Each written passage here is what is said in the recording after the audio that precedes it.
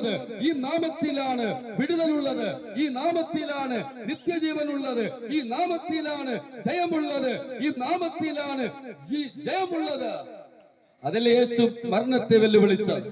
മരണത്തെ നോക്കി യേശു പറഞ്ഞു, മരണമേ നിന്റെ വിഷമുള്ളി എവിടെ?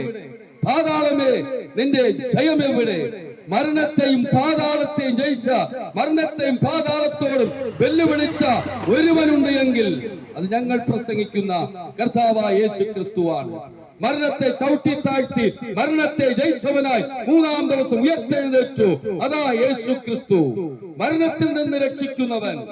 അതുകൊണ്ടാണ് പറഞ്ഞത്, യേശുവിന്റെ ജനനം കണ്ട, യേശുവിനെ അന്വേഷിച്ചു വന്ന അന്നത്തെ യഹൂദ സ്ത്രീകൾ പറയുന്നു, യഹൂദ സ്ത്രീകളോട് പ്രവാചകന്മാർ വിളിച്ചു പറയുന്നു, മരണ ഇരുൾ മാറിപ്പോകുന്നു.